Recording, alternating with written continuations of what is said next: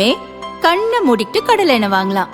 ஏன்னா மந்த்ரா கடலை எண்ணெய் இதயத்தின் தயாரிப்பு. வறுக்க பொரிக்க ஏன் எல்லா சமையலுக்கும் மந்த்ரா தான். மந்த்ரா கடலை எண்ணெய், அபார ருசி, ஆரோக்கியமான உடல் நலம்.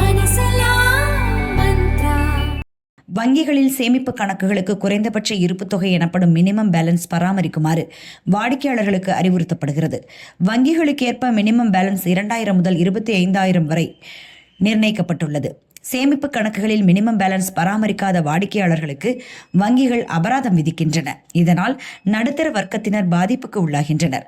இந்நிலையில் சேமிப்பு கணக்குகளில் குறைந்தபட்ச இருப்பு தொகையை பராமரிக்காததற்காக வங்கிகள் விதிக்கும் அபராதங்களை ரத்து செய்ய வேண்டும் என்று RBIக்கு லோக்சபா குழு பரிந்துரைத்துள்ளது. பொதுத்துறை மற்றும் தனியார் வங்கிகள் என அனைத்தும் சேமிப்பு கணக்குகளுக்கு குறைந்தபட்ச இருப்பு தொகையை பராமரிக்காததற்கு அபராதம் விதிப்பதை ரத்து செய்ய அந்த குழு பரிந்துரைத்துள்ளது.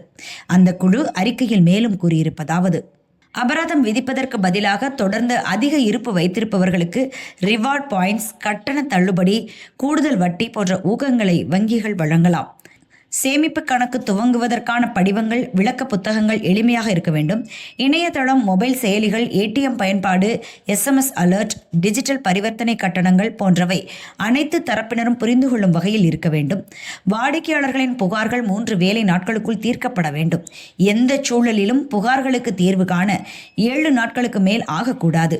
மேலும் குறைந்தபட்ச கல்வித்திறன் கொண்டோர் மற்றும் கிராமப்புற வாடிக்கையாளர்களுக்காக SMS மற்றும் தொலைபேசி வழியாக புகார் அளிக்கும் வசதி அறிமுகப்படுத்தப்பட வேண்டும் என்று அதில் பரிந்துரைக்கப்பட்டுள்ளது.